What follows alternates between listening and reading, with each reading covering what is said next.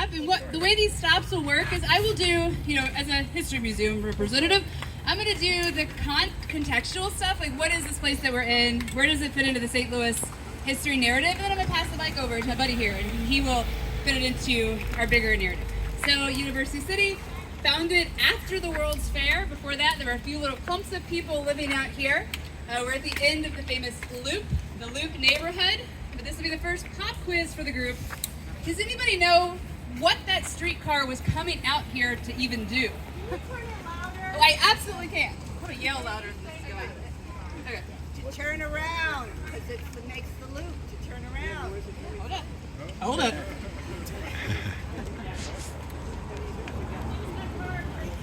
Okay, how's this? Mic check for the back. We're going to go 1980s style here. Yeah, we're going to walk. Okay, I was doing my quick thing. University City, founded after the World's Fair. Edward Gardner Lewis was a man that developed all of this and intentionally, set up this community.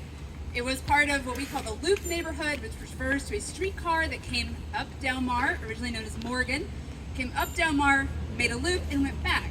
My pop quiz question was, does anybody know why in the heck a streetcar was coming 8 miles out into the country in the 1890s? Bring workers. No. It was an amusement park. There was a huge amusement park right across Delmar there with roller coasters and all kinds of rides and beer gardens and things like that. So that is what the Loop was coming out. That's what the streetcar was coming for, called Delmar Gardens. Different version. Not kidding. Not kidding. Yes. So, making connections here. All right, so Warren, I'm going to hand this off to you and let you take it here. So the big theme that Amanda and I came up with for this stop was diversity. And diversity is going to continue to be a theme, but on this stop it's really about diversity. It's about diversity within the Jewish community at this stop. It's sort of a central theme for us. And what's really amazing here, if you're not already aware, is that there were 3 congregations in this very tight space. So behind us is what was the B'nai Amoona congregation. Here, actually facing Delmar, now called the 560 Music Center run by Washington University, was Shaare Emeth congregation, and around the corner, just one building in, was Bais Abraham. And it is Bais Abraham, excuse me. Historians, we just live in the past. The present cares about the present. It's just, some of you probably experienced this. This just must have been an amazing place on the Jewish high holidays. I've never been in a place anywhere, I don't think, where there are 3 synagogues clustered like this. And what's also interesting is that they were 3 such very different congregations. So Shaare Emeth, which is the oldest Reform congregation west of the Mississippi,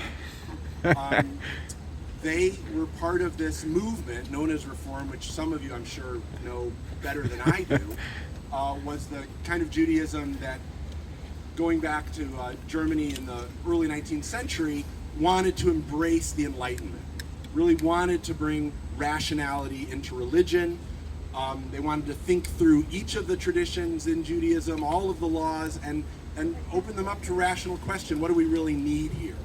And one of the outcomes of this was turning away from traditions like kashrut, like keeping kosher, changing their dress, not wearing traditional dress, becoming much more the key word we use today is assimilated, but I don't think they would have thought of it that way. They would have thought this is a conscious choice. We're not just trying to fit in with the Germans around us, we're making a choice about what's rational, and they rejected traditional dress.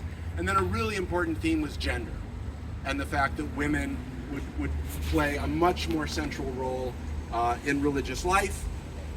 They would continue over time to become more and more important to the religious life of the Jewish community, not just at home, but publicly. And I guess I'll mention it here.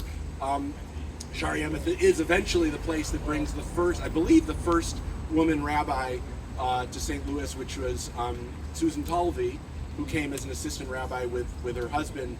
And the rabbi who brought her here mentioned that even for a Reform congregation, that was quite a step. He said one of his congregants, when he announced that he was bringing Susan Talvey as an assistant rabbi, said, "Rabbi, I don't think I want a woman rabbi visiting my husband if he's sick and in the hospital." And he just immediately shot back and said, "Well, I visited you when you were sick in the hospital." And so Rabbi Stiffman, Jeffrey Stiffman, really kind of pushed it through. And many of you, I'm sure, know Susan Talvey, who's been just an incredible gift to the region and is now was the founding rabbi of Central Reform Congregation. So Shaare Emeth Reform, B'nai Amoona came out more out of the Orthodox tradition.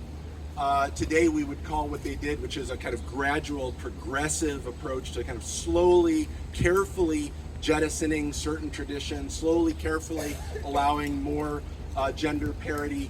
Today we call it conservatism. But back in the day there was no word for it. B'nai Amoona was one of the earliest congregations to embrace what today we would call conservatism.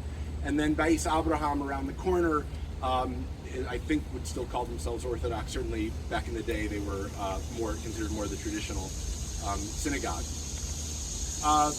The Reformed synagogue had its services ordinarily on Friday nights. Excuse me. The other two had their services on Saturday mornings. This alleviated some of the pressure on parking, because as you can probably guess, in those days there really wasn't much in the way of parking opportunities around here. As I said before, they really could not draw on a strong tradition of synagogue building. There really was a lot of room for architects to play, and you really see it, especially in these two. Shaare Emeth hired Alfred Altshuler, the man I mentioned before from Chicago, who had built the first Byzantine-style synagogue. But by the time he built Shaare Emeth in 1931, he had kind of changed his tune a bit, and he was embracing the so-called Art Deco style. And Shaare Emeth is just a stunning example of that. I mean, if you haven't been in the concert hall, which was the former sanctuary, you really should, because it's just an amazing hall with extraordinary acoustics. And I know that when they left there, and we'll talk about that in a moment, there was an enormous fight about leaving that synagogue, giving it up.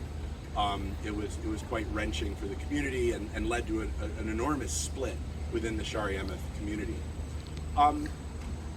This building behind me is even more of a stunner, really, historically. It's one of the first synagogues anywhere to not just to just basically say goodbye to the traditional vernaculars, to just completely embrace modern forms. And they brought in an architect who was very well known in Germany before Hitler's rise to power, a man named Erich Mendelsohn. His most famous building is called the Einstein Tower. It's in Potsdam. It still stands. If you see it today, it's almost disappointing. You almost can't, you stare at it and you're like, what's so special about this? But at the time, it was Erich Mendelsohn's willingness, again, to just kind of turn his back on history and see what he could do creatively in terms of using form, in terms of just rethinking what a building is. He carried some of those principles of design into building some famous grocery stores in Berlin, in Halle, in Chemnitz, what used to be called Karl-Marx-Stadt. So he was a real tiger, a real just colossal figure in the history of modern architecture, even before he came to the United States. Because he was Jewish, he had to get out of Germany early. I don't remember where he worked in the meantime, but I think this synagogue, this was definitely his first synagogue in the United States. It might have been his first major building. I'm not sure. Maybe somebody else knows. In any case, it was hugely influential in terms of what a synagogue could look like, what a synagogue could be. I probably will need, I really encourage you to, at some point, maybe step back and look, and you can see the extraordinary cantilevered ceiling from the sanctuary that's over there. By the way, everything over here is brand new, which was added just a few years ago in COCA's expansion. I have a lot less to say about Bais Abraham, as you probably suspected. You can't see it from here. It was actually originally a church. Then it was a different congregation, Tiferes Israel. And then, interestingly, Bais Abraham moved in, I think, 1973. They used to be at 6166 Delmar, which is now the Suede Cannabis Center, very important landmark for some folks. And I heard again from Rabbi Stiffman that when Bais Abraham moved in 1973, that all of the congregations got together, literally just came out with a flatbed truck, helped them load the Torahs onto the truck. The Torahs came up Delmar, and everybody else walked in kind of a solemn march the 8 blocks from 6166 Delmar up to their new home here around the corner, which really sounds lovely, that moment of great cooperation. But I actually want to point out that it wasn't all just roses and butterflies between these communities. That in fact there was a lot of tension. Not usually religious. I mean, there was the religious element, the fact that Reformed congregations went so far in embracing gender parity, allowing women to carry the Torah, allowing women eventually to be ordained as rabbis. That of course was a point of tension, but a lot of it was actually ethnic tension. Shaare Emeth, a very, very old congregation, was overwhelmingly from a German tradition. It was founded by Germans. The Germans tended to be the most established Jews in St. Louis. They were the ones who, back in the old days, there was a part of St. Louis that was actually called the ghetto, back between, really kind of west of where the convention center is, and between Delmar and Cass, if that means anything to you. That was known as the ghetto. That goes all the way back to the first half of the 19th century. That's when the German Jews were pouring in. And over time, they really became established. They built Washington Avenue, a lot of the clothing industry there, shoes, a lot of wholesaling, a lot of groceries. The Germans were pretty well off, and they felt, like they'd made it, and they felt like they were playing an important role in St. Louis. In fact, at one point, it was a German rabbi who became the president of the German community writ large in St. Louis. That was because the German Protestants, the German Catholics, were having such a terrible fight that they actually had to turn to a rabbi to help kind of settle it. But that's a real sign of just how well the German Jews had kind of made it and felt like they really fit in, that St. Louis was theirs. B'nai Amoona was more the so-called Eastern Jews, the Ostjuden, as the Germans called them. It was founded by a group of Polish Jews. It tended to welcome in the progressive waves of Jews from even points farther east, Jews who came from Lithuania, Latvia, Estonia, Ukraine, Jews who came from Russia proper. And there was a lot of tension there. And it's complex, and I don't want to oversimplify, but one of the things I will point out is that the most famous rabbi at Shaare Emeth, a Rabbi Sonnenschein, who is a very beloved rabbi, at one point gave a sermon that was published stating matter-of-factly that there should be no more immigration of Jews from the East, or if there is immigration, we have to be careful that these are the really deserving ones and not people who are trying to cheat their way into the United States, that these are truly the victims of pogroms and not just people who are coming for economic reasons. And he was really concerned about a kind of lazy Eastern Jew who in his mind was just willing to live off charity and was never going to really learn to work and was going to make the rest of the Jews look bad. And all of this is laid out in a sermon, and I'm actually making it sound nicer than it was. I mean, the language is just so vicious.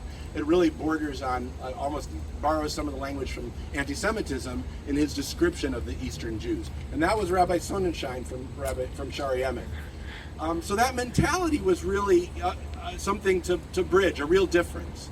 The so-called Eastern Jews were much poorer. They often spoke Yiddish, or they didn't speak English well. A lot of them were craftsmen, people who were used to working with their hands, or they were little peddlers who had made their living kind of selling rags from town to town. And there was a lot of contempt towards them from the German community. And that's a theme that we'll revisit later.